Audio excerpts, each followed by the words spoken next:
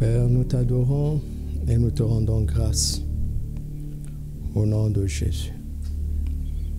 Et nous te remercions pour le Saint-Esprit qui vit en nous, qui est en nous, qui est ici. Nous te rendons grâce, Père. Arrose-nous par ta parole. Arrose-nous par ton esprit. Au nom de Jésus. Amen. Béni soit le nom du Seigneur. Excellent dimanche. Excellent dimanche de Pentecôte par la grâce de Dieu. Alléluia. Nous bénissons le Seigneur pour l'excellent séminaire que nous avons reçu, n'est-ce pas? Pour la parole de Dieu, esprit et vie, qui nous a édifiés. Est-ce qu'il y a des Nathanaël au milieu de nous? Oui. Depuis le commencement jusqu'à la fin, il est là. Et dans le livre des Actes, quand on dit les apôtres, les anciens et les frères, quand on citait les apôtres, il était là aussi. Amen. Un homme discret, mais qui a vécu sous le ciel ouvert. Parce que Jésus le lui a dit. Jésus ne parle pas en vain. Un Israélite dans lequel il n'y a point de Jacob. Que cela soit notre partage au nom de Jésus. Amen. Alléluia. Alors, nous avons été bénis par ce séminaire et je voulais faire le rappel, mais je vous invite à revenir sur vos notes, tellement c'est précieux mais efficace. Alléluia. Nous allons lire quelques passages. Jean chapitre 10, verset 10. Jean 10, 10. Le voleur ne vient que pour dérober, égorger et détruire. Moi, je suis venu afin que les brebis aient la vie et qu'elles soient dans l'abondance. Psaume 133. Psaume 133. Cantique des degrés de David. Voici, ô, qu'il est agréable, qu'il est doux pour des frères de demeurer ensemble. C'est comme l'huile précieuse qui est répandue sur la tête, descend sur la barbe d'Aaron, qui descend sur le bord de ses vêtements. C'est comme la rosée de l'Hermon qui descend sur les montagnes de Sion. C'est là que l'Éternel envoie la bénédiction et la vie pour l'éternité. Donc, Jean 10, 10 termine par la vie en abondance. Psaume 33 termine par la bénédiction que l'Éternel envoie, n'est-ce pas? Et la vie pour l'éternité. Actes chapitre 2, versets 41 à 47. Ceux qui acceptèrent sa parole furent baptisés, et en ce jour-là, le nombre de disciples augmenta d'environ 3000.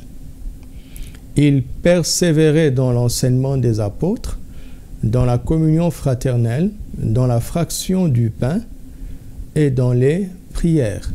La crainte s'emparait de chacun et il se faisait beaucoup de prodiges et de miracles par les apôtres. Nathanaël était parmi les apôtres. Tous ceux qui croyaient étaient dans le même lieu et ils avaient tout en commun. Ils vendaient leurs propriétés et leurs biens et ils ont partagé le produit entre tous selon les besoins de chacun. Ils étaient chaque jour tous ensemble, assidus au temple. Ils rompaient le pain dans les maisons et prenaient leur nourriture avec joie et simplicité de cœur, louant Dieu et trouvant grâce auprès de tout le peuple. Et le Seigneur ajoutait chaque jour à l'Église ceux qui étaient sauvés. Le Seigneur ajoutait chaque jour à l'Église ceux qui étaient sauvés. Acte 10, verset 38. Acte 10, 38. Vous savez comment Dieu a oint du Saint-Esprit et de force qui, Jésus de Nazareth, qui allait de lieu en lieu, faisant du bien et guérissant tous ceux qui étaient sous l'empire du diable, car Dieu était avec lui. La présence de Dieu était manifeste sur lui. Le ciel ouvert était toujours au-dessus de sa tête. Alléluia. Alors, le dimanche de Pentecôte n'est pas un dimanche où on doit prêcher Actes chapitre 2. Et vous avez vu même comment nous avions été enseignés durant le séminaire de Pentecôte d'une manière différente, mais très édifiante. Amen. Alléluia. Amen. Le Saint-Esprit, nous vivons avec lui tous les jours. Nous parlons en langue tous les jours. Nous prophétisons tous les jours. Nous n'attendons pas une fois par an. D'accord? Mais c'est bien de s'arrêter un jour, évidemment, et de faire le bilan de notre vie avec le Saint-Esprit. Ce matin, le séminaire, comme d'habitude, a ouvert beaucoup de choses dans mon esprit. Tellement de choses. Mais ce matin, finalement, le Seigneur m'a instruit de donner un message de circonstance. Vous allez comprendre pourquoi. Ce matin, nous parlons des grâces, les grâces de l'Esprit en ce temps de crise. Alléluia. Les grâces de l'Esprit en ce temps de crise.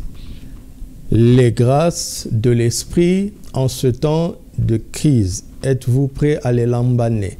Amen.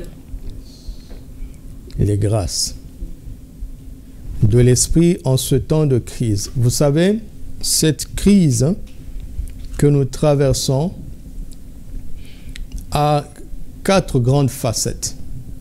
Elle est d'abord spirituelle, elle est sanitaire,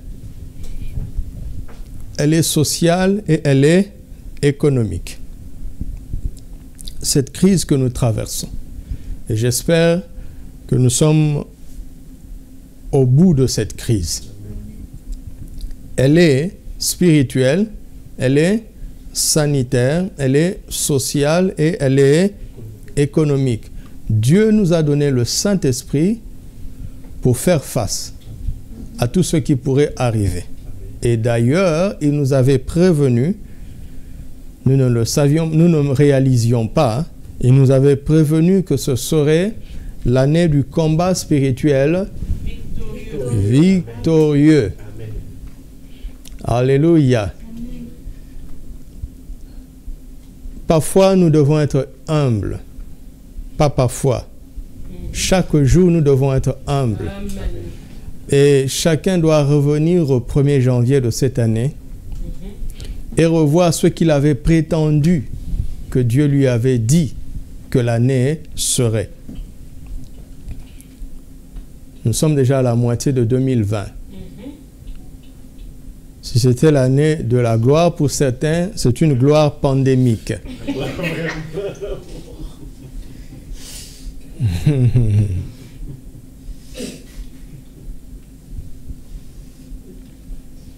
Vous voyez?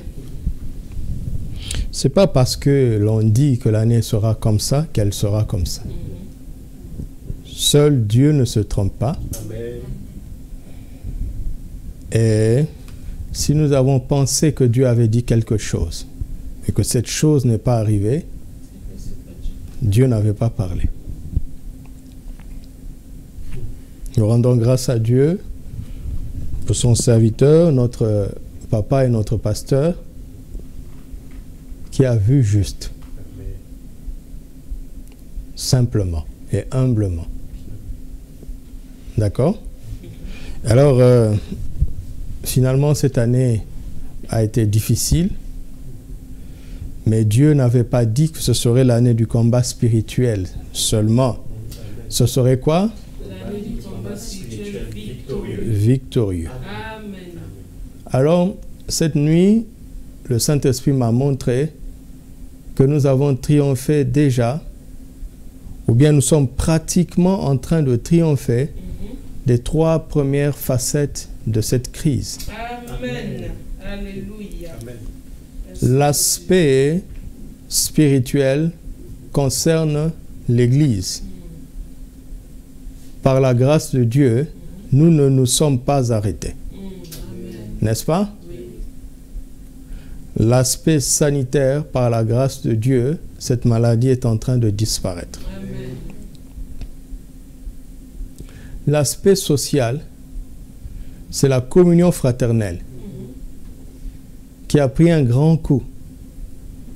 Mais par la grâce de Dieu, bientôt nous allons encore nous embrasser de nouveau. Amen. Alléluia. Amen. Il reste un aspect à ne pas négliger, c'est l'aspect économique. Et c'est sur ça que je vais m'attarder, parce que nous ne devons pas avoir 3 sur 4, nous devons avoir 4 sur 4 avec le Saint-Esprit. C'est 100%. Amen. Avec le Saint-Esprit. Alléluia. Amen. 100% avec le Saint-Esprit. Dites avec moi 100% avec le Saint-Esprit. Avec le Saint-Esprit, nous avons la victoire sur la crise spirituelle.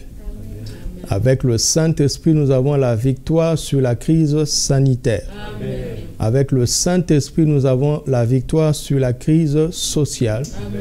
Et avec le Saint-Esprit, nous avons la victoire sur la crise économique. Amen. Alléluia. L'Église ne doit pas être décalée de la société. Ce n'est pas le jour où nous devons provoquer des sensations au sein de l'Église et être incapables d'influencer ce monde. D'accord? Je parle en langue tous les jours. Je prophétise presque tous les jours. Mais ça, c'est ma vie. C'est ma relation avec le Saint-Esprit. Il nous a mis dans cette société pour que nous soyons une contribution, une bénédiction. Alléluia. Amen. Et le Saint-Esprit en nous doit faire la différence dans ce monde. Le Saint-Esprit en nous doit nous distinguer dans ce monde. Alléluia. C'est cela aussi la Pentecôte. Le retour du Saint-Esprit sur la terre. À travers des simples hommes et femmes qui croient en Jésus-Christ. Alléluia. Ainsi, nous allons directement voir 4 grâces contre la pauvreté. Amen. Vous m'entendez? Mon frère, ma soeur, tu as perdu ton travail, mais tu n'es pas devenu pauvre. Amen. Mon frère, ma soeur, l'entreprise a fermé, mais je dis, tu n'es pas devenu pauvre. Amen. Mon frère, ma soeur, les nations tremblent, mais le royaume des cieux est inébranlable. Amen. Amen. Amen. Alléluia. Amen. Et les réalités du royaume des cieux deviennent des réalités des enfants de Dieu grâce au Saint-Esprit, Amen. par le Saint-Esprit. Donc je vais parler très très simplement parce que j'ai une parole pour nous préparer à relever le dernier défi Amen. de la crise économique. Amen. Merci, Seigneur. Alléluia. Ce matin, le Saint-Esprit a libéré sur l'Église 4 grâces Amen. contre la pauvreté. En réalité, normalement, je devais dire 4 onctions contre la pauvreté. Mais le mot onction a pris un autre sens. Ça a pris un autre sens. Et d'ailleurs, l'onction est une grâce. Personne ne la mérite. Amen. Amen. D'accord? Mais le mot onction a été galvaudé. Alors, je préfère parler de grâce. 4 grâces contre la pauvreté, parce que ce que nous savons tous, ce que nous sommes en train de comprendre, c'est que cette pandémie avait pour but de détruire la terre, de tuer les hommes et de les appauvrir. Mais Jésus est venu afin que nous ayons la vie et que nous soyons dans l'abondance. Cette crise a combattu la communion fraternelle. Vous avez remarqué? À cause de la puissance du psaume 133. Parce que le diable sait que quand les frères se réunissent ensemble, c'est là que le Saint-Esprit descend et qu'il répand la bénédiction, la vie pour l'éternité.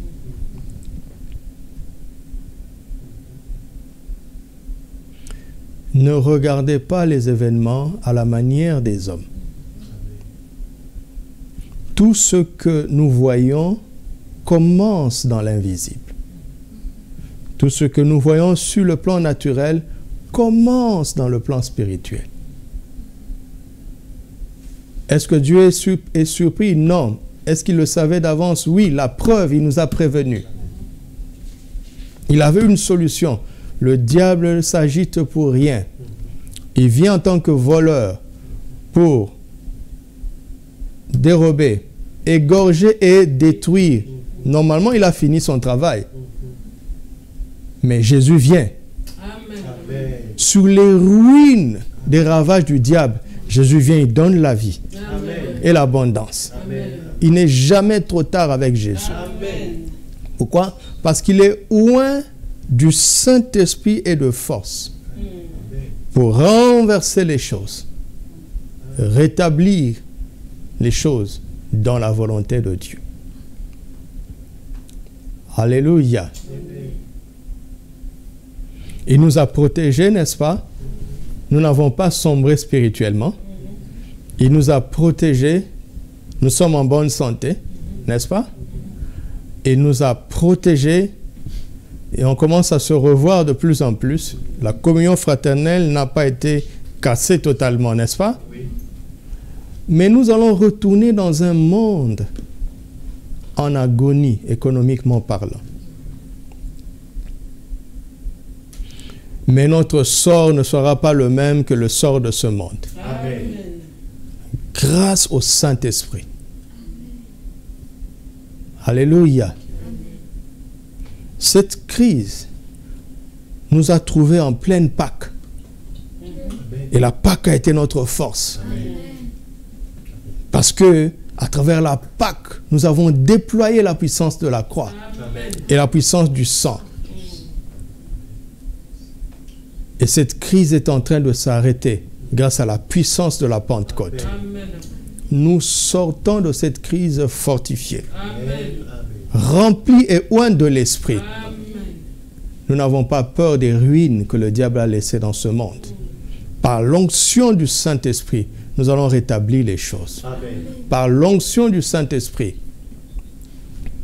ta situation économique sera rétablie. Au nom de Jésus. Amen. Alléluia. Alors, quelles sont les 4 grâces que le Saint-Esprit communique pour nous donner la victoire sur la crise économique, l'aspect économique de cette pandémie? La première grâce, c'est la priorité du royaume et de la justice de Dieu. Amen. Vous allez comprendre pourquoi. La priorité du royaume et la justice de Dieu. Notez, ça c'est la première grâce. La deuxième grâce, c'est la bénédiction. La troisième grâce, c'est la force. Ou l'esprit de force. Et la dernière grâce, c'est la sagesse. Ou l'esprit de sagesse. Commençons par la priorité. Ce passage que nous connaissons, Matthieu chapitre 6, versets 33 à 34. Matthieu 6, 33 à 34. Cherchez premièrement, n'est-ce pas? Soulignez, cherchez premièrement le royaume et la justice de Dieu, et toutes ces choses vous seront données par-dessus. Ne vous inquiétez donc pas du lendemain, car le lendemain aura soin de lui-même. Comment réagir à cette parole? Amen. À chaque jour suffit sa peine. Amen. Revenons au verset 33. Quand on nous dit chercher premièrement, on doit s'attendre à ce que l'on nous dise cherchons ensuite. N'est-ce pas? Alors, ce que je veux dire n'est pas juste, mais je veux essayer de le redire avec l'intelligence humaine.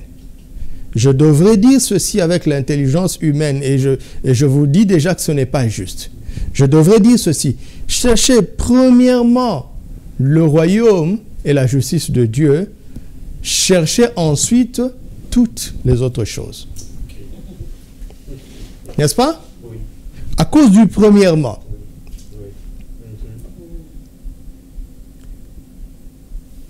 Parce que le contexte parle des besoins naturels qui sont légitimes.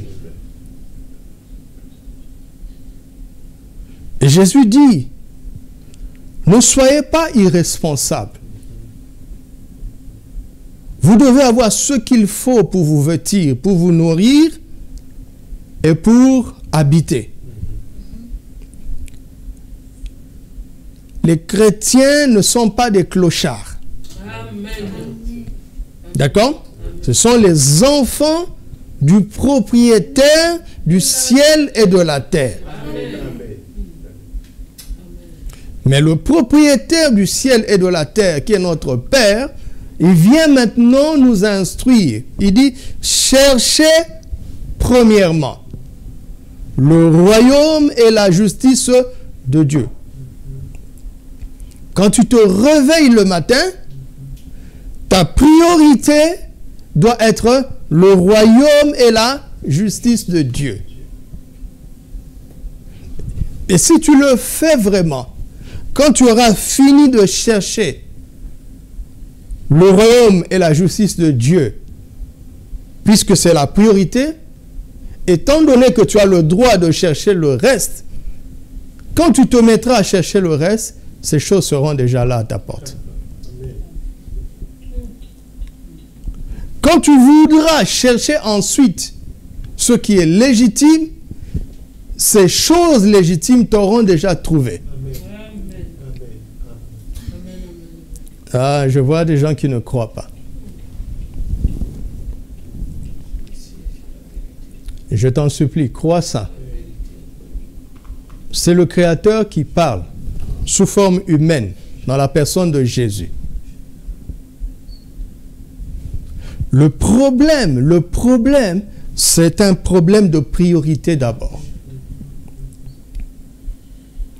Et ce que le Saint-Esprit veut nous communiquer comme grâce en ce jour de la Pentecôte, c'est la capacité de faire du royaume et de la justice de Dieu notre priorité. Ce qui n'est pas donné à l'homme naturel. Ce n'est pas naturel de faire cela.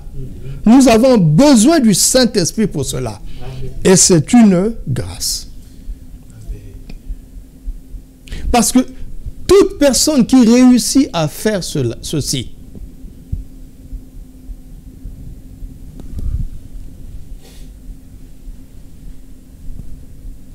sera poursuivie par toutes les autres choses qui sont importantes. Alléluia. Oui, le bonheur et la grâce tous les jours de ma vie. Et j'habiterai dans la maison du Seigneur jusqu'à la fin de...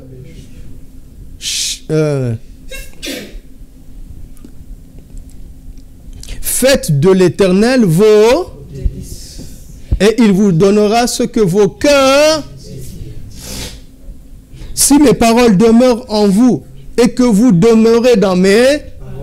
Demandez ce que vous voudrez. Et vous le recevrez. Cette priorité est très importante. Amen. Alléluia. Amen, amen. Alors, comment concrètement vivre cette priorité? D'accord? Comment être sûr, pasteur, que le royaume et la justice de Dieu sont ma priorité? Parce que je crois en Matthieu 6,33 et je veux le faire. Je sais que si je le fais, Dieu s'occupera de tous mes autres besoins. Comment en être sûr? Comment en être sûr concrètement aujourd'hui? Comment en être sûr? C'est en vivant pour le témoignage de Christ et pour les bonnes œuvres. Tu m'entends? La priorité qui doit être la nôtre, c'est d'être le témoin de Jésus-Christ. Comme cela nous a été enseigné, des ambassadeurs de Christ, des bons esclaves de l'amour de Dieu.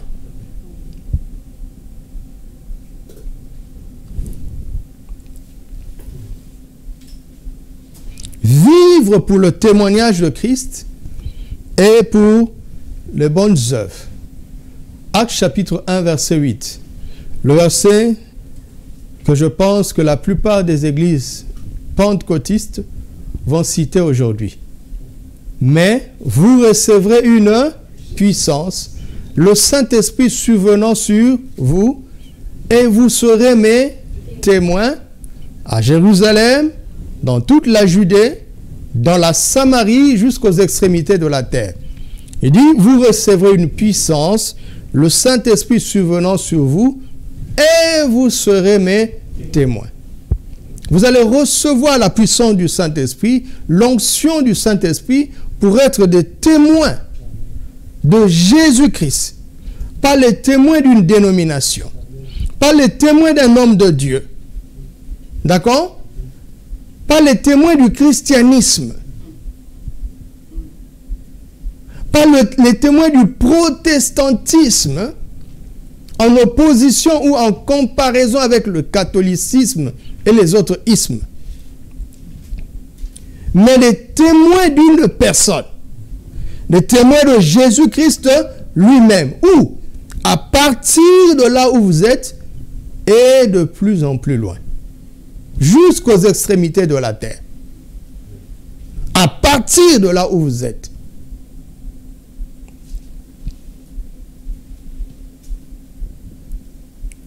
Nous avons donc besoin de cette puissance pour être des témoins de Jésus-Christ. Le témoignage de Jésus-Christ n'est pas simplement verbal. Il doit être accompagné de la puissance du Saint-Esprit. Parce que les gens ne croiront pas facilement. Ce n'est pas à force d'arguments intellectuels ou d'arguments intelligents que les gens vont croire. Parce qu'ils sont aveuglés par le diable lui-même. Il faut la puissance du Saint-Esprit. Alléluia. Ce que je viens de vous dire est l'explication du verset 8.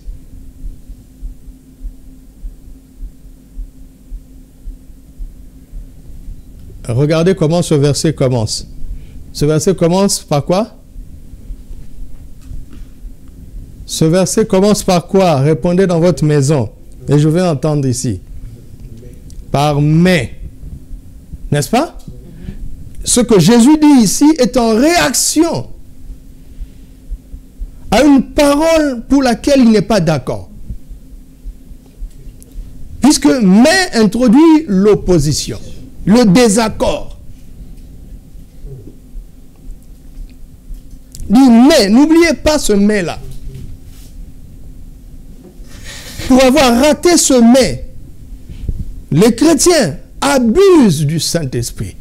Ils abusent de l'onction du Saint-Esprit. Ils en abusent.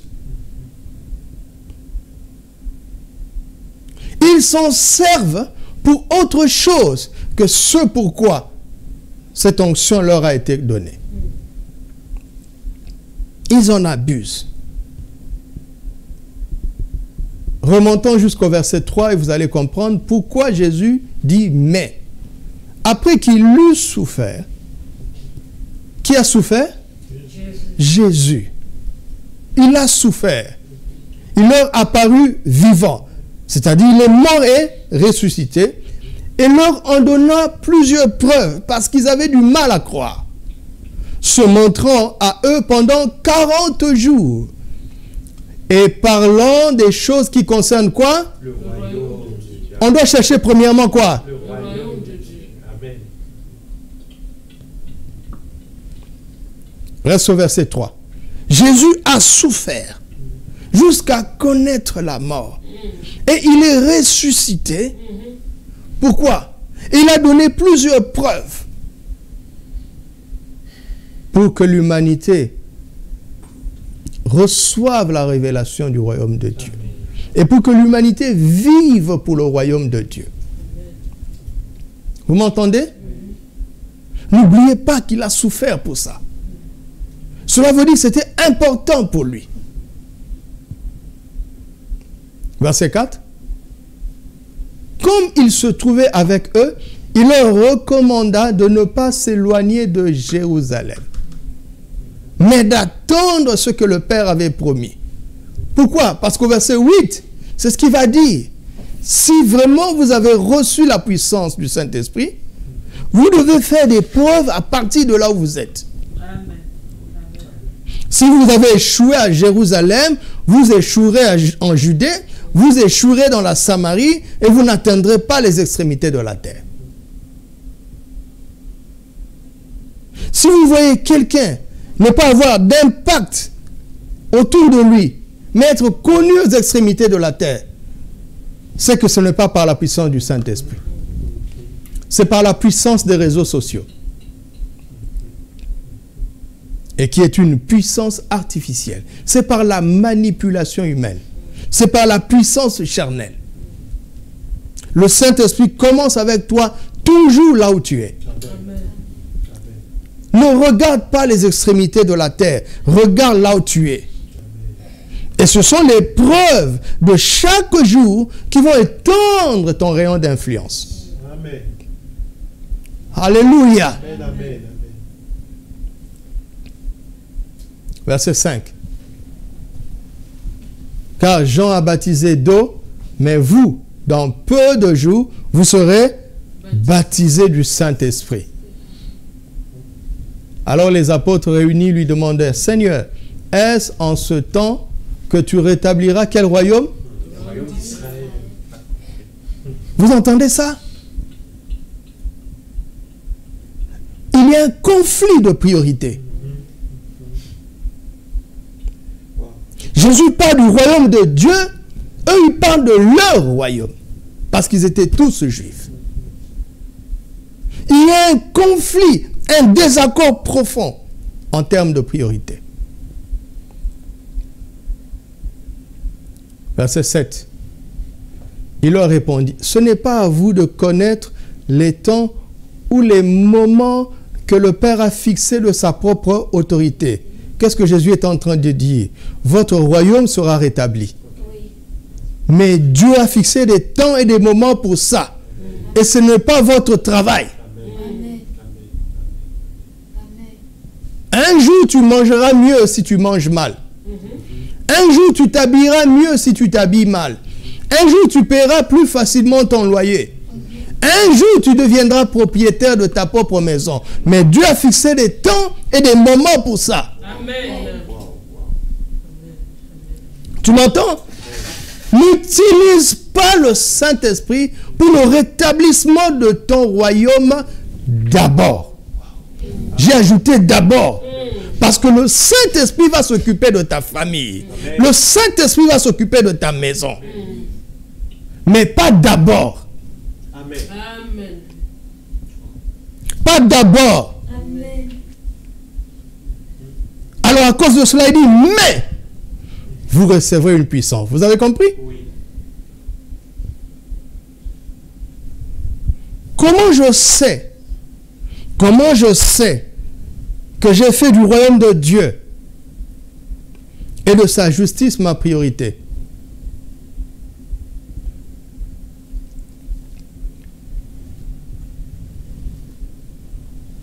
C'est quand ce qui importe le plus pour moi dans la vie, c'est d'être un témoin de Jésus-Christ. Amen. Tu m'entends? Alléluia. Amen. Alléluia. Est-ce que tu me suis? Jésus nous dit toujours ce qu'il a vécu lui-même. Oui. N'est-ce pas? Acte 10, 38. Vous savez comment Jésus a oint? Comment le Saint-Esprit a oint? Jésus de Nazareth qui allait... Jésus de qui? Jésus de qui? Il a été comment? Oint, n'est-ce pas? Où est-ce qu'il a déclaré pour la première fois qu'il est oint? À Nazareth. Nazareth était sa Jérusalem. Amen. La Bible dit sa renommée s'est étendue, n'est-ce pas? Mais à partir d'où? À partir de sa Jérusalem. Amen.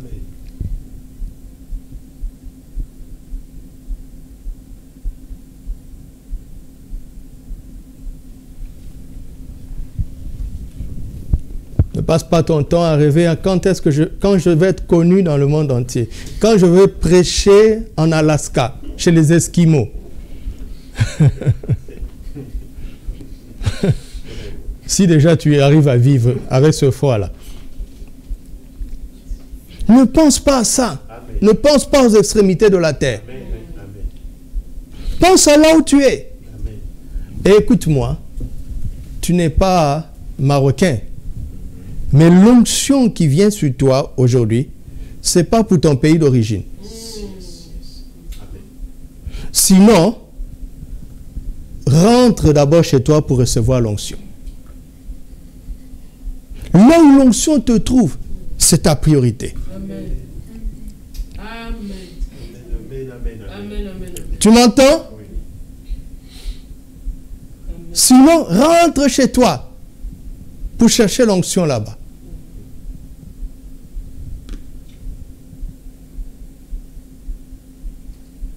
Nous devons nous investir totalement pour que le royaume et la justice de Dieu soient manifestés là où nous sommes. Mais vous êtes devenu calme maintenant.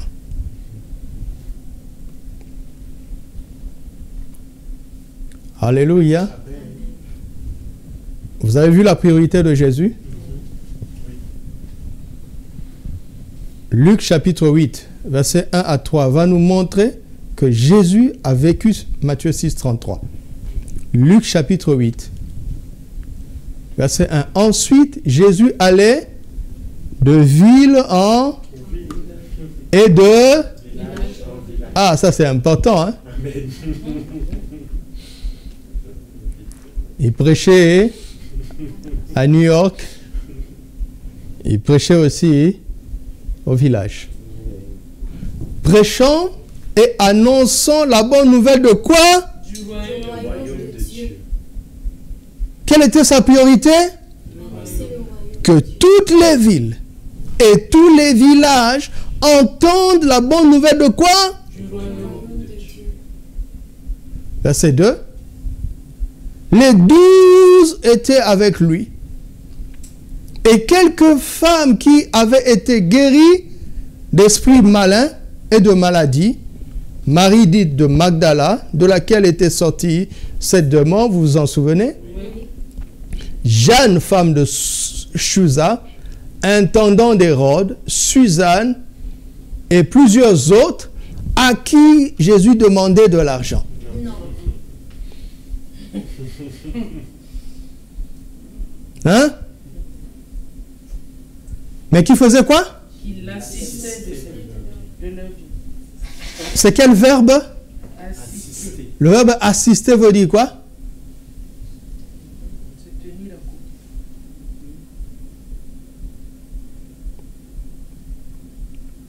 côté. Le verbe assister veut dire que Jésus faisait ce qu'il avait à faire et d'autres personnes était préoccupé par ce qui manquait et il venait compléter.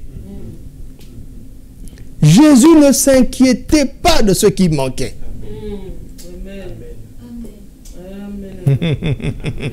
Est-ce qu'on peut croire encore ces choses aujourd'hui?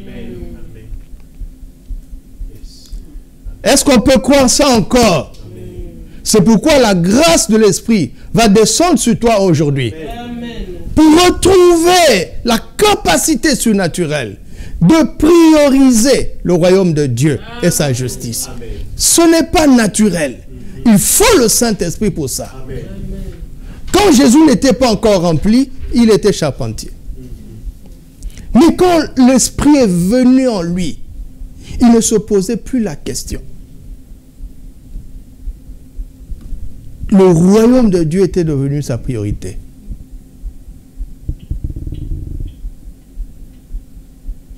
Quand il finissait de chercher premièrement le royaume de Dieu, et qu'un homme responsable, il voulait s'occuper de ses besoins, c'était déjà pourvu.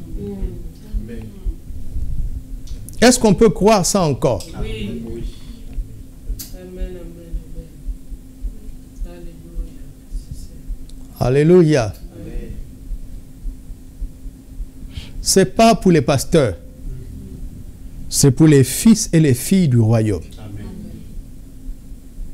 Vous savez, parfois, les pasteurs ont certains témoignages dans ce domaine parce qu'ils sont obligés, plus que les chrétiens, de donner priorité au royaume de Dieu. Souvent même, ce n'est pas le royaume de Dieu, c'est les réunions de l'Église. Mais tout homme et toute femme qui cherche premièrement le royaume de Dieu, qui réfléchit en termes de témoin de Jésus et de bonnes œuvres tous les jours, ne manquera pas de puissance pour accompagner son témoignage et pour accomplir ce qu'on ne peut pas faire sans l'onction de Dieu. Et Dieu mettra à cœur dans certaines personnes le désir de vous assister. Alléluia. Alors dans Luc 5, vous allez voir comment Jésus a appris ça à Pierre. Vous connaissez l'histoire. Il entre dans la barque de Pierre. Jésus sait que Pierre a péché toute la nuit sans rien prendre. N'est-ce pas? Oui. Jésus le sait. Et le faux Jésus que cette génération prêche, le faux Jésus que les chansons de cette génération chantent, vont dire ceci: si Jésus entre dans ta barque, il va te prendre, il va s'occuper de toi, il va t'arranger, il va te positionner. Le vrai Jésus, quand il entre dans ta barque, il te donne du travail alors que tu es épuisé.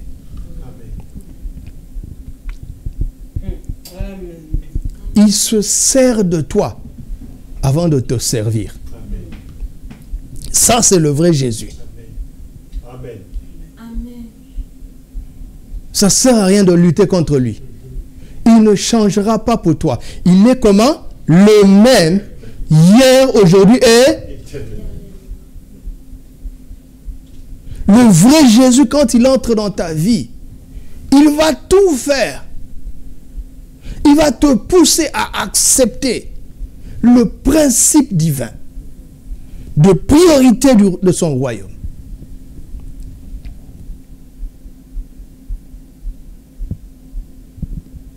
Et quand il a fini ça, il lui dit: avance en eau profonde, n'est-ce pas? Mais jetez vos filets. Pierre va avoir une pêche miraculeuse. Et à la fin, qu'est-ce qu'il va faire? Il laisse tomber la barque et les poissons et ses collègues pour suivre Jésus.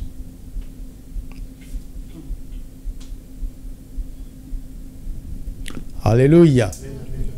Dans Jean 21, même chose. Jésus est ressuscité, il est mort, il est ressuscité, mais les disciples ne croyaient pas, puisqu'ils ne le voyaient pas. Pierre le même dit: allons pêcher. Même chose. il n'attrape rien. Et Jésus vient et dit, mes enfants, avez-vous trouvé du poisson? Jetez le filet à droite.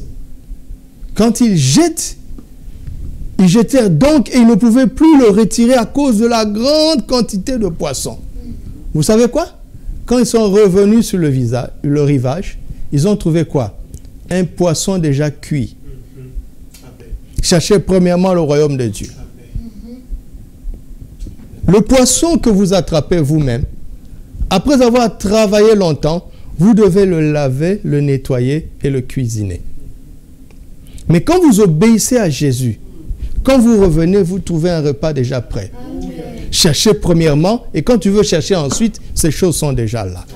Est-ce que quelqu'un reçoit ça ce matin? Amen.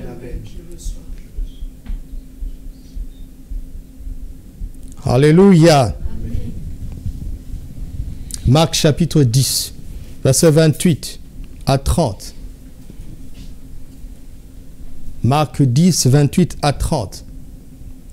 Il faut être loin de l'esprit pour vivre ce que je suis en train de vous dire. Je répète, nous parlons en langue tous les jours. Nous pouvons prophétiser tous les jours.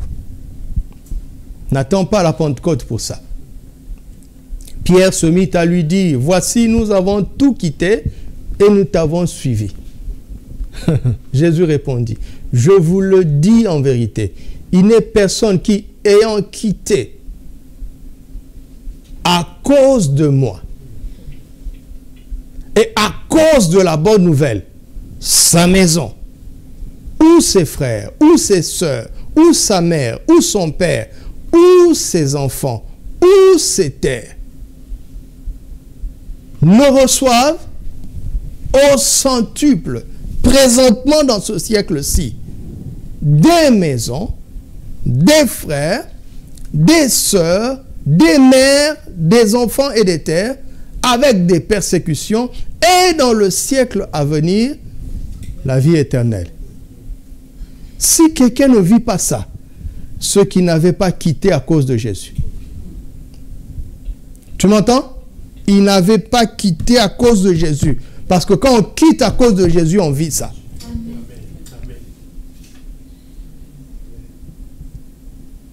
Et d'ailleurs, le proverbe d'aujourd'hui parle de ça. Le proverbe d'aujourd'hui dit ceci. La rétribution du juste est une preuve certaine que le méchant aussi va être rétribué. C'est-à-dire la preuve que la justice de Dieu est crédible, c'est par rapport au juste. Si quelqu'un vit en tant que juste et il n'est pas récompensé, alors les méchants peuvent faire ce qu'ils veulent. C'est la vie du juste qui crédibilise la justice divine. Amen. Tu ne peux pas quitter des choses à cause de Jésus et de son évangile et ne pas avoir le centuple. Ici et en plus dans la vie éternelle. Mais les gens ne quittent pas pour Jésus. Jésus n'est pas leur priorité. Que Jésus devienne ta priorité au nom de Jésus. Alléluia. Éphésiens 2:10 dit que nous avons été créés en Christ pour de bonnes œuvres que Dieu a préparées pour nous d'avance afin que nous les pratiquions. 1 Timothée 6, verset 17. Recommande aux riches du présent siècle. N'est-ce pas? Si Dieu te bénit et que tu as certaines possibilités, première chose, ne sois pas orgueilleux. Deuxième chose, ne mets pas ton espérance dans ces richesses incertaines. Mais mets ton espérance en qui? En Dieu, qui nous donne avec abondance toutes choses pour que nous en jouissions. Vous voyez? Il veut que tu en jouisses. Verset 18. Recommande. Verset 18. Recommande-leur de faire Et d'être riche comment? D'avoir de la libéralité, de la générosité. Ce Dieu qui avait préparé de bonnes œuvres d'avance pour toi va te donner les moyens pour les accomplir. Amen. Si tu vis pour son royaume et pour sa justice, ces moyens vont venir à toi. Si le témoignage de Christ est ta priorité, le Saint-Esprit va te sponsoriser. Pour tes propres besoins et pour faire abondamment du bien.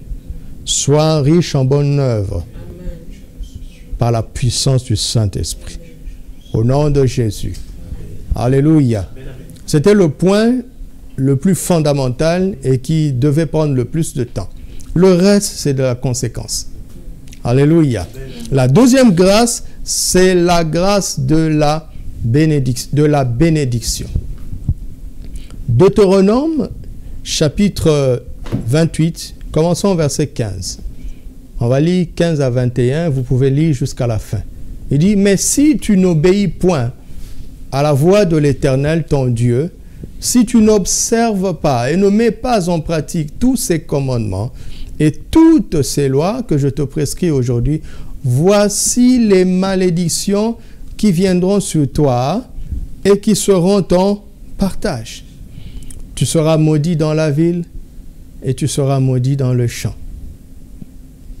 Ta corbeille et ta huche seront maudits. Le fruit de tes entrailles, le fruit de ton sol, les portées de ton gros et de ton menu bétail, toutes ces choses seront maudites. Tu seras maudit à ton arrivée et tu seras maudit à ton départ. L'Éternel enverra contre toi la malédiction et le trouble et la menace au milieu de toutes les entreprises que tu feras jusqu'à ce que tu sois détruit, jusqu'à ce que tu périsses promptement à cause de la méchanceté de tes actions qui t'auront porté à m'abandonner. L'Éternel attachera à toi la peste jusqu'à ce qu'elle te consume dans le pays dont tu vas entrer en possession. Et ainsi de suite. Vous voyez la puissance de la malédiction, n'est-ce pas? Qui est là pour annuler les efforts des hommes. Des hommes qui vivent loin de Dieu. Et cette crise a annulé beaucoup de choses, n'est-ce pas?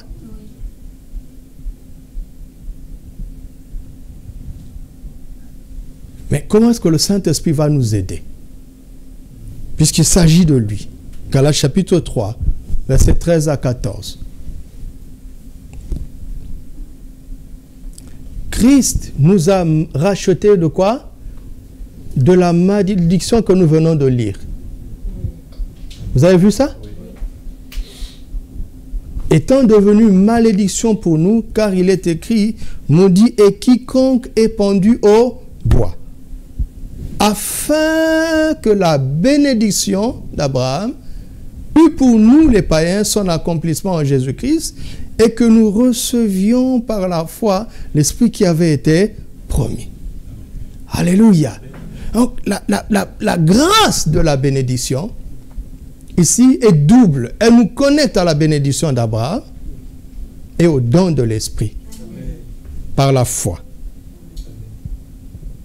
Alléluia. Par la foi. Parce que la bénédiction d'Abraham, c'est ça la bénédiction de Dieu. La bénédiction de la loi, ce n'est pas la bénédiction de Dieu. Genèse 28, verset 1. Regardez la nuance. Genèse 28, verset 1. Non, Deutéronome 28, verset 1.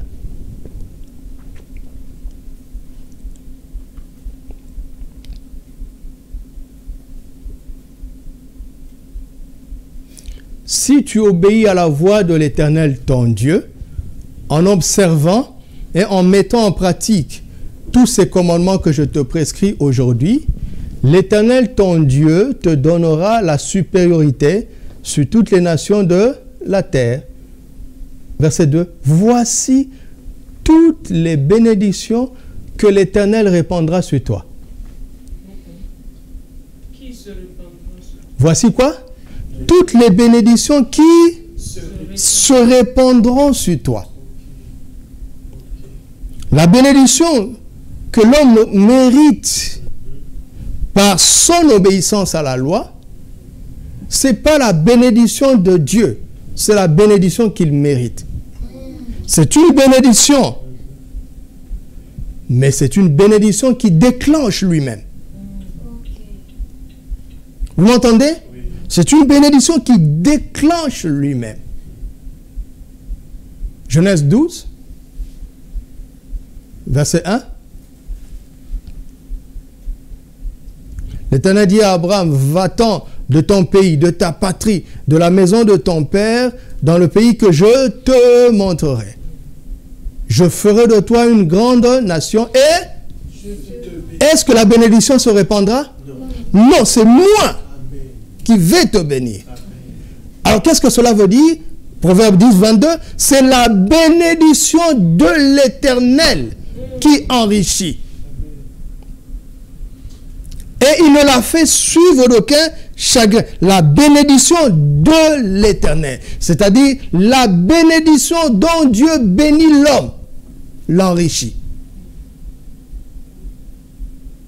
Et il ne l'a fait suivre d'aucun chagrin. La bénédiction que l'homme déclenche par lui-même peut enrichir, mais se faire suivre de quelques chagrins. Alléluia. Donc, Christ nous a rachetés de la malédiction de la loi, afin que nous soyons propices pour que Dieu nous bénisse. Amen. Et qu'il nous donne le Saint-Esprit. Quand Dieu te bénit, il t'enrichit. Amen. Après, il te donne le Saint-Esprit, qui va s'occuper de ceux qui voudront combattre cette bénédiction et cette richesse. Alléluia. Tu as le Saint-Esprit en toi. Une crise a frappé la terre. Tu ne seras pas victime au nom de Jésus. Amen. Pourquoi? Parce que le Saint-Esprit lui-même est en charge de préserver ta bénédiction. Amen. Tu as perdu ton travail, fais confiance au Saint-Esprit. Les choses se sont gâtées, fais confiance au Saint-Esprit. Puisque cette bénédiction, tu ne l'as pas déclenchée par toi-même, cette bénédiction, tu ne peux pas la conserver par toi-même. Dieu est responsable de t'avoir béni, Dieu est responsable de te garder béni. Amen. Tu comprends ça? Fais confiance au Saint-Esprit.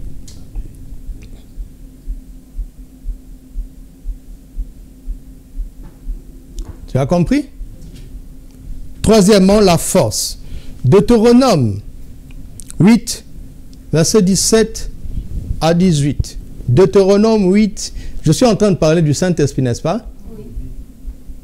Pas comme certains l'aiment, mais comme la Bible l'enseigne. Garde-toi de dire en ton cœur, ma force. Vous voyez comment c'est cohérent? Ma force et la puissance de ma main m'ont acquis ces richesses. Souviens-toi de l'Éternel ton Dieu, car c'est lui qui te donnera quoi? La force pour les acquérir, afin de confirmer comme il le fait aujourd'hui son alliance qu'il a juré à tes pères. N'est-ce pas que quand Christ nous bénit, il nous donne la bénédiction d'Abraham? Il avait déjà juré à Abraham. Et si tu es fils d'Abraham en Jésus-Christ, il va faire exception. Ce n'est pas à cause de tes beaux yeux.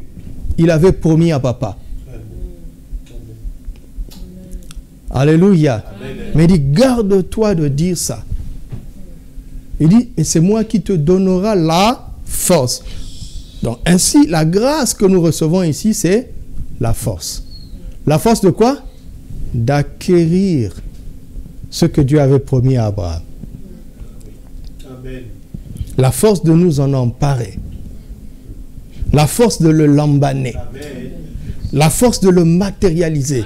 Il y a une force que le Saint-Esprit donne, Amen. que tu dois mettre en action pour déclencher ta part de ton héritage en tant que fils d'Abraham par Jésus-Christ. Il y a une force que tu dois déclencher. Cette grâce ici, c'est la force. L'esprit de force. Alléluia. Amen. La force, remontant toujours. Vous voyez, j'apprends de plus en plus à remonter. Verset 12. Garde-toi lorsque tu mangeras et te rassasieras, lorsque tu bâtiras et habiteras de belles maisons. Arrête là. Reste là. Ce verset est puissant pour nous faire comprendre le contexte. Lorsque tu mangeras et te rassasieras. Tu te dis, oui, le pasteur a dit que si je cherche premièrement le royaume et la justice de Dieu, un poisson tout brisé viendra à ma table.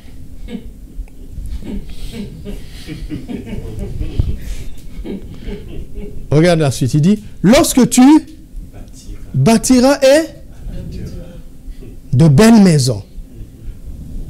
Matthieu 6, la problématique de Matthieu 6 est résolue ici. Voici, Jésus est venu, les fils du royaume sont en train de se plaindre des questions qui étaient déjà résolues avant sa venue. Israël, qui était esclave, ils étaient esclaves et se retrouvent propriétaires, pas de petites maisons, hein, mais de quoi, hein? De belles maisons. Ils se retrouvent habitants de belles maisons. Lesquelles? Les maisons qu'ils ont bâties. Vous avez compris? Donc la force, Dieu leur a donné la force de bâtir. Et s'ils ne bâtissent pas, ils n'habiteront pas. Amen. Et à cause de ça, vous comprenez que quand il dit lorsque tu mangeras et te rassasieras, il est en train de dire qu'il te donnera la force de produire, de cuisiner et de manger à satiété. Amen. Tu as compris ça? Oui. C'est la grâce de la responsabilité. Dieu vient et te donne la force. À toi d'en faire usage, bon usage. Au nom de Jésus. La grâce de l'esprit de force est libérée maintenant. Amen. Dans ce temps de crise économique, tu auras la force de produire, pas des choses approximatives, des choses qui seront suffisantes pour tes besoins. Et au-delà. Quand tu prépareras, ce ne sera pas juste ce qu'il faut pour mettre sous la dent. Ça sera suffisamment abondant pour que tu sois rassasié. Et que toi et ta maison, vous soyez rassasiés. Et que quand vous exercez l'hospitalité, que tout le monde soit rassasié. Quand tu bâtiras, tu ne bâtiras pas une maison approximative. Ce sera une belle maison. Parce que la force de l'esprit est plus que suffisante. Vous avez compris ça? L'esprit de force est relâché déjà. Ne cherchez pas les sensations.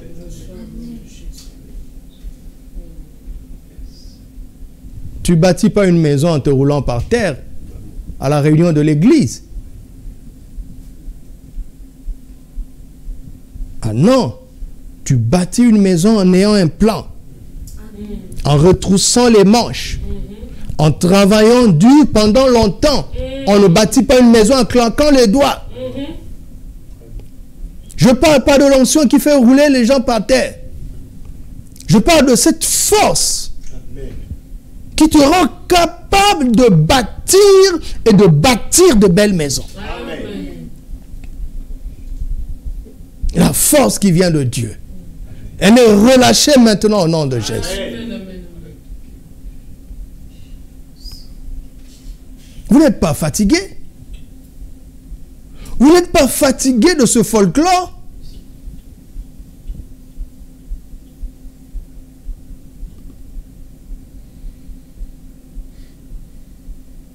C'est pas ça le Saint-Esprit.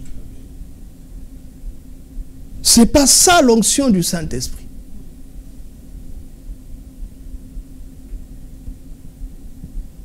C'est pas ça.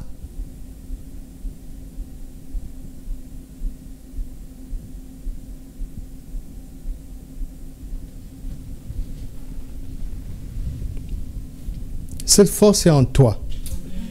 Je vous assure. Elle n'est pas sensationnelle, mais elle est présente dans ton esprit. Si tu as reçu la parole, reste calme. Et elle va te guider. Tu vas entendre des mauvaises nouvelles, mais tu vas rester tranquille. Parce que cette force va te soutenir. Elle va t'aider à résister. Et elle va t'aider à commencer à agir. Et avec le temps, on va être surpris. Avec le temps, au nom de Jésus, c'est comme si cette crise n'aura pas eu lieu pour nous. Amen. Au nom de Jésus.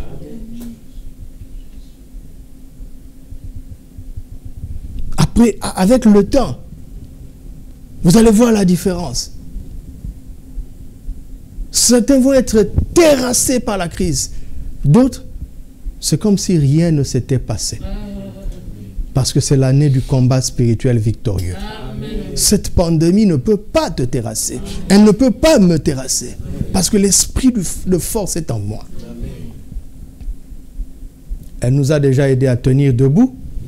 Maintenant, elle va nous fortifier pour agir. Amen. Et pas pour faire des choses approximatives. Alléluia. Regardez comment cette force peut agir. Comment est-ce qu'elle peut agir? Proverbe 28, 19. On va lire sans commentaire. Proverbe 28, 19. Et à cause de la puissance du livre des Proverbes, aujourd'hui c'est le 31, n'est-ce pas? C'est la fin du mois. Demain commence le mois de juin. Même chose. Le Seigneur m'a parlé par la bouche de notre pasteur, pasteur Arlette. Mois de juin, c'est le Proverbe 20. Il y a 30 versets. Même chose. Rendez-vous demain, à midi. Proverbe 20, verset 1. Vous recevrez le commentaire par la grâce de Dieu. Mais commencez à méditer vous-même. Celui qui cultive son champ est... C'est la force de cultiver. J'avais dit que je ne commenterais pas. Mais celui qui poursuit des choses vaines est... Voilà. C'est la force de ne pas poursuivre les choses vaines. Proverbe 6, verset 10 à 11. Je ne commente pas. Proverbe 6, 10 à 11. Un peu de sommeil, un peu d'assoupissement, un peu croiser les mains pour dormir, et la pauvreté te surprendra comme un rôdeur, et la disette comme un homme en âme. C'est la force de ne pas dormir. Amen. Médite toi-même. Dieu te parlera. Proverbe 10, verset 4. Le dernier. Celui qui agit d'une main lâche s'appauvrit, mais la main des diligents enrichit. C'est la force d'agir avec diligence. Alléluia. Et enfin, la quatrième grâce de l'esprit, c'est la grâce de la sagesse. C'est la grâce de la sagesse. Papa nous l'a montré dans Exode 35. Exode 35, pour moi, c'est l'onction dont nous avons besoin le plus. Verset 30. Moïse dit aux enfants d'Israël, sachez que l'Éternel a choisi Betsaléel, et ainsi de suite. Il a rempli de l'Esprit de Dieu, de sagesse et d'intelligence et de savoir pour toutes sortes d'ouvrages. Alléluia. Cette sagesse nous rend habiles, nous rend ingénieux, nous rend créatifs. Amen. Je suis les infos. Dans cette pandémie, il y a des gens qui sont en train de s'enrichir. Parce qu'ils proposent des solutions pour des banalités. Je me souviens avant-hier un monsieur qui a créé un truc juste pour ouvrir n'importe quelle porte avec son pied. Comme on ne doit plus toucher là. C'est un dispositif. On ne touche pas à ta porte. Hein. Mais quand il vient, il pose ça. Chacun vient, c'est avec son pied. Il a réfléchi. Il y a un autre qui a créé une sorte de coque transparente qu'on met dans les restos. Comme ça, vous mangez face à face, vous vous voyez, mais vous êtes couvert. Et c'est en même temps esthétique. Je dis, mais une idée aussi banale. Lui, il passe son temps à ça. À faire, oui. Et quand il invente comme ça, il dépose ça. Personne ne peut faire ça. Il a breveté. C'est pour lui. Qu'est-ce que tu as fait pendant ce temps? En train de critiquer Bill Gates, critiquer les vaccins. Ceux qui cherchent le vaccin, vous les critiquez. Quand est-ce qu'on va te critiquer?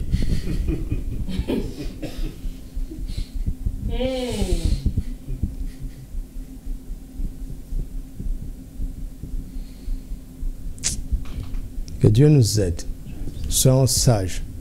D'accord? Soyons sages pour agir. Vous savez, quand l'esprit de sagesse est en vous, vous ne réfléchissez pas en termes de problème. Chaque problème qui arrive vous pousse à trouver des solutions. Et ainsi, les problèmes deviennent des opportunités. L'esprit de sagesse est comme ça. Abandonnez le négativisme. Vous avez vu comment je me suis battu pendant tout ce temps. Parce que le négativisme va vous mettre à la queue du peloton de l'humanité. Au lieu de passer son temps à chercher des complots, passe ton temps à chercher des solutions. Amen. Et plus il y aura des complots, plus tu auras des solutions. Vous comprenez ça? Oui. Je ne suis pas naïf. Parfois, il y a des complots. Mais ce n'est pas grave. Assieds-toi à ma droite jusqu'à ce que je fasse de tous tes ennemis. Quoi? Ton marchepied. Plus tu as d'ennemis, plus tu montes. Amen. Alléluia. Amen.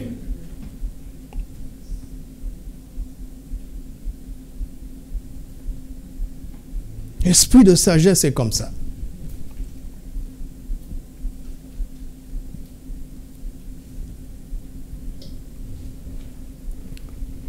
L'esprit de sagesse est comme ça. L'esprit de sagesse ne craint pas les problèmes. L'esprit de sagesse ne craint pas les crises. Amen. Parce que l'esprit de sagesse est inventif. Il est créatif. Il surfe sur les vagues, les tempêtes de la vie.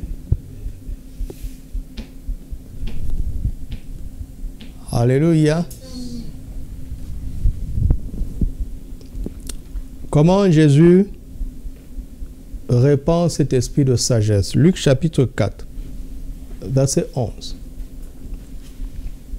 Vous savez, l'onction, verset 18. L'onction, c'est beaucoup plus que ce qu'on nous présente sur YouTube. L'Esprit du Seigneur est sur moi parce qu'il m'a oint pour annoncer une bonne nouvelle aux pauvres, et on s'arrête là.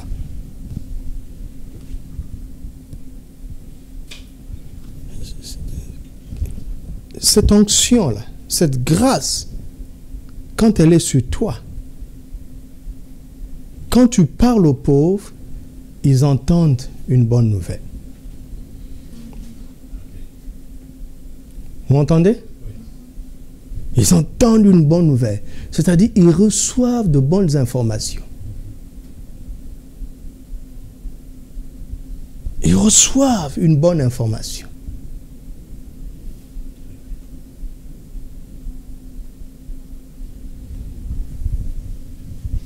Regardez. Dans Deutéronome 8 que nous avons lu, nous n'allons pas y revenir,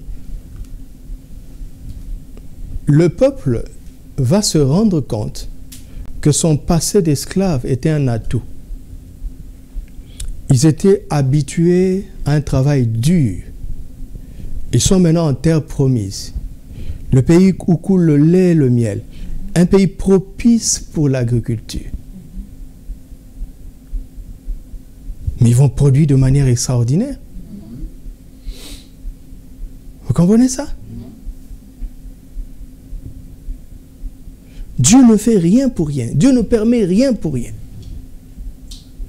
Tout concourt à notre bien. Amen. Prenons le cas de Paul. Philippiens chapitre 4. Versets 12 à 19. Il dit, je sais. Dites avec moi, je sais. Je sais. Il dit, je sais vivre dans l'humiliation.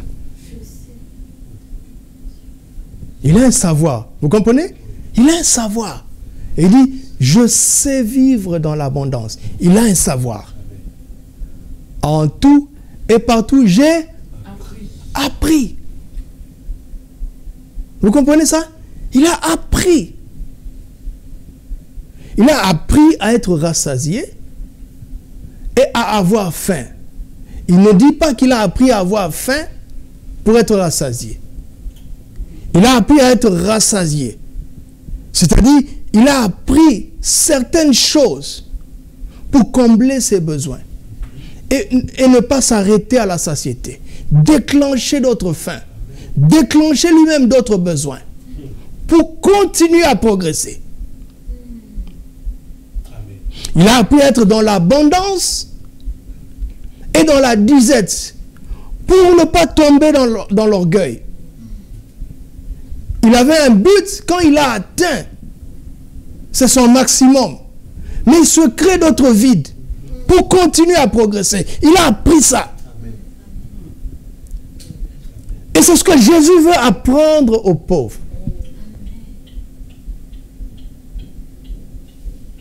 Parce que le riche, qui ne sait pas faire progresser sa richesse, est un pauvre potentiel. Regardez tous ceux qui n'ont pas anticipé ce qui est arrivé. Ils n'ont pas anticipé. Certains ont fait littéralement faillite. Parce qu'il leur a manqué d'autres informations. Ce dont le pauvre a besoin, c'est de la sagesse. C'est la bonne nouvelle, l'évangile, qui est la puissance de Dieu, certes, mais c'est aussi la sagesse de Dieu. La puissance quand on a affaire aux problèmes spirituels. La sagesse quand on a affaire aux problèmes économiques. Aux problèmes qui appellent à la réflexion. Qui appellent à des décisions. Et cela s'apprend. Alléluia. Et quand Dieu te forme, il t'apprend des choses, c'est pour que tu enseignes aux autres. Amen. Et comme Paul a exercé son ministère chez les Philippiens, verset 19, il finit par leur dire, et mon Dieu pourvoira à tous vos besoins, selon la richesse. C'est-à-dire quoi? Si vous me suivez ce que je suis en train de vous dire, parce que je ne parle pas en théorie, j'ai appris des choses. Si vous recevez mon enseignement, si vous recevez mon expertise, vous allez parvenir à cela. Il a commencé par quoi? Ne vous inquiétez de rien. Philippiens 4:4. Donc il les a trouvés dans une situation d'inquiétude. Et il leur dit, j'ai appris à vivre dans l'humiliation. Écoutez-moi. Au lieu de vous inquiéter, vous pouvez rester stable. Je vais vous transmettre ce que j'ai appris. Et si vous recevez mon instruction, si vous me suivez, je vous promets que mon Dieu pourvoira à tous vos besoins. C'est ce que Jésus dit. Cherchez premièrement le royaume et la justice. Je vous assure que toutes ces choses qui vous inquiètent inutilement viendront frapper à votre porte. Il y a une sagesse dans l'évangile que seul l'Esprit révèle. Que l'Esprit de sagesse vous remplisse aujourd'hui. Au nom de Jésus. Alléluia. L'Esprit de sagesse va faire que nous n'allons pas subir la crise économique qui était un objectif du diable derrière cette pandémie. Tu ne vas pas la subir grâce à l'esprit de sagesse sur toi au nom de Jésus. Alléluia. Par le Saint-Esprit. Dites avec moi, par le Saint-Esprit. Je reçois en ce jour de la Pentecôte la grâce et l'onction pour donner priorité au royaume et la justice de Dieu. Je progresse dans ce domaine par la puissance du Saint-Esprit. Par la grâce du Saint-Esprit, en ce jour de la Pentecôte, je reçois la grâce de la bénédiction d'Abraham et du don du Saint-Esprit. Je reçois la bénédiction de Dieu lui-même.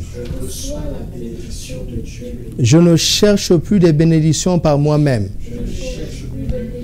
Je ne les déclenche plus par moi-même. Mais je les reçois de Dieu. Et je sais que c'est la bénédiction de l'Éternel qui enrichit. Et il ne la fait suivre d'aucun chagrin. La bénédiction de Dieu est sur ma vie. Satan ne peut pas la combattre. Aucune crise ne peut la vaincre. Personne ne peut me maudire. Toute malédiction est sans cause. Car en Christ Jésus, je suis béni de toutes sortes de bénédictions spirituelles dans les lieux célestes. Alléluia.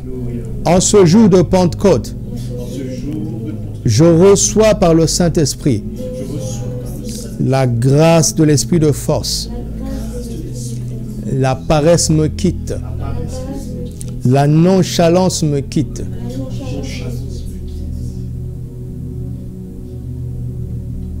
La tendance au raccourci me quitte. L'esprit de force est en moi. Il me rend diligent, endurant, persévérant, travailleur pour produire abondamment tout ce dont j'ai besoin pour être rassasié, pour bâtir des choses extraordinaires par la force que donne le Saint-Esprit. En ce jour de la Pentecôte, je reçois du Saint-Esprit la grâce de la sagesse divine. La sagesse divine est en moi. Elle me donne de l'intelligence et des informations utiles pour combattre la pauvreté, pour ne pas subir cette crise économique. Je deviens ingénieux, créatif. Je ne pense plus en termes de problèmes. Je pense en termes de solutions, en termes d'opportunités.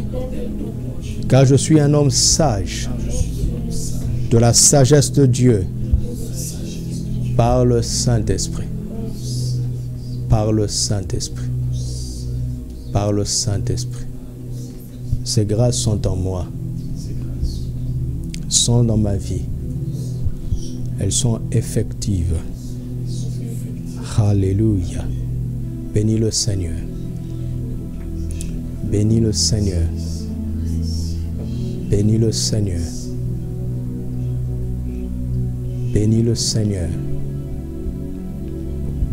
Honore le Saint-Esprit ce matin. Honore le Saint-Esprit.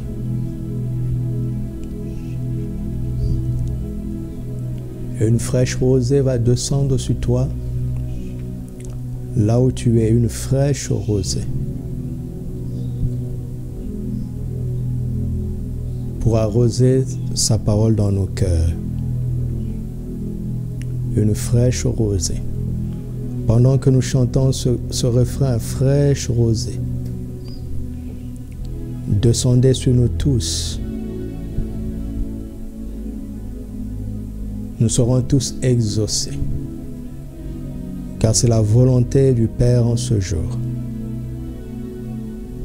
Au nom de Jésus.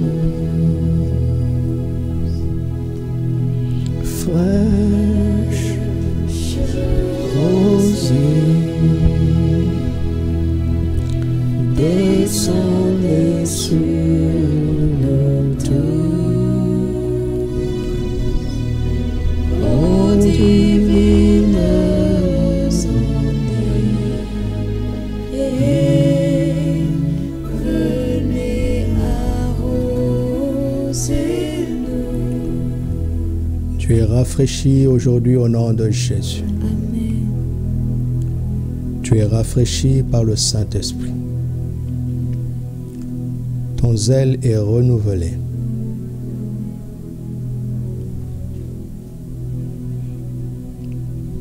Pour prendre un nouveau départ.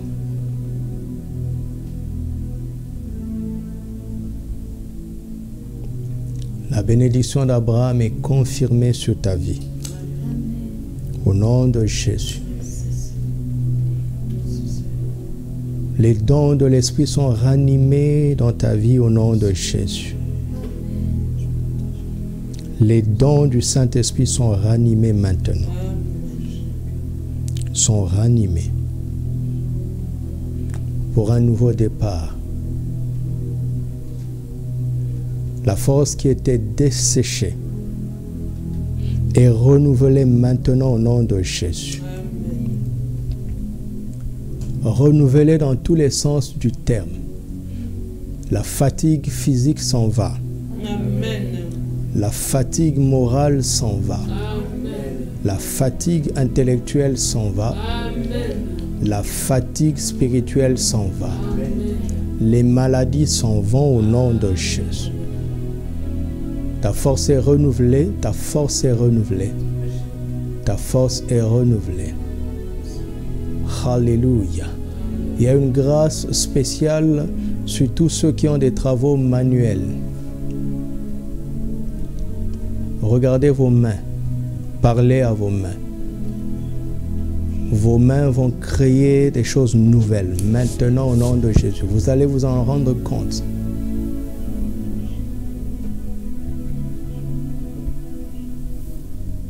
Regardez ce que l'Esprit me dit. L'Esprit me dit de demander à tout le monde, y a-t-il ici quelqu'un qui travaille sans ses mains?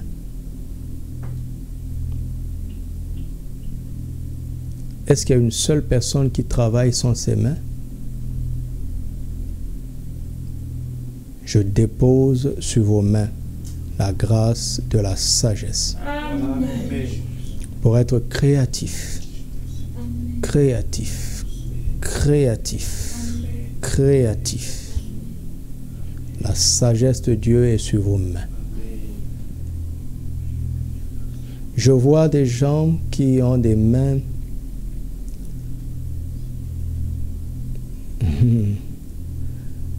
qui serrent la main. Dieu me dit de te dire, tu vas serrer la main des plus grands que toi.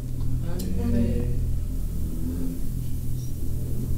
Tu vas serrer les mains des plus grands que toi. Amen. Dès que tu serreras la main des plus grands que toi, ils cesseront d'être plus grands que toi. Amen. Vous serez positionnés spirituellement au même niveau. Amen. Je vois des mains d'association. Amen. Je vois des contrats qui vont être scellés par des poignées de main. Amen. Souviens-toi de ce que je te dis aujourd'hui. Alléluia. Quand tu vas signer ton contrat, serre la main de ce responsable et déclare dans ton cœur: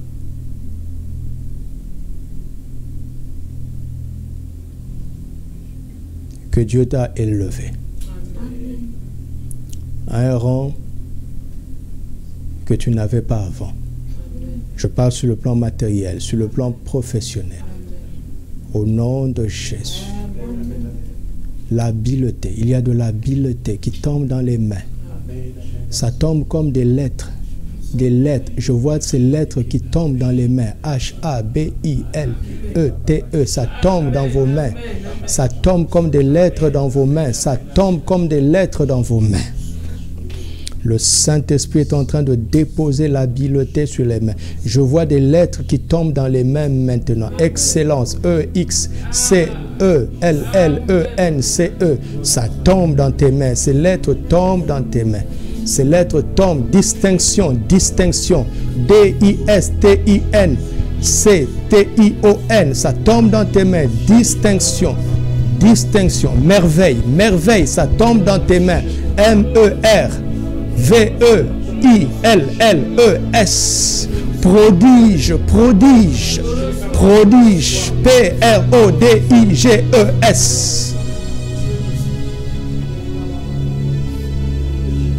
Solution, ça tombe dans les mains. Solution, S-O-L-U-T-I-O-N-S. Ça tombe dans les mains maintenant. Recevez-les maintenant. C'est l'opération de l'Esprit. C'est comme ça qu'il a choisi de nous visiter. C'est comme ça qu'il est en train de nous oindre. Il est en train de nous oindre. Merci Saint-Esprit. Voici ce que j'entends. Il me dit, parle aux oreilles de l'Église. Parle aux oreilles de l'Église. L'Église ne répondra pas parce que la maladie s'est arrêtée. Mais c'est parce que l'Église va arrêter la maladie qu'elle va reprendre. La maladie n'a pas le leadership sur l'Église. La maladie n'a pas l'autorité sur l'Église. L'Église que Jésus bâtit lui-même. Les portes du séjour des morts ne peuvent pas prévaloir contre elle. Changez votre manière de penser maintenant. Nous n'allons pas attendre que cette maladie s'arrête pour commencer. Nous allons commencer parce que c'est nous qui allons arrêter cette maladie. Ne sois plus dans une position d'attente, sois dans une position offensive. Église du Seigneur, décrète maintenant la fin de cette maladie, décrète le changement, décrète-le maintenant au nom de Jésus. L'Église n'est pas assujettie à la pandémie, c'est la pandémie qui est assujettie à l'Église. Il y a un temps pour toutes choses. Le temps de la retraite est fini. Le temps de la retraite est fini maintenant. Décrétez maintenant la fin de cette maladie. Exercez votre autorité dans le nom de Jésus. Exercez-la maintenant au nom de Jésus. Oh, Alléluia. Alléluia. Alléluia. Alléluia. Alléluia. Alléluia. Alléluia. Alléluia. Merci Père. Au nom de Jésus. Alléluia. Bénissons la nation. Bénissons la nation. C'est notre Jérusalem. Bénissons la nation. Libérons tout ce que nous avons reçu sur la nation. Libérons tout ce que nous avons reçu sur la nation. Au nom de Jésus.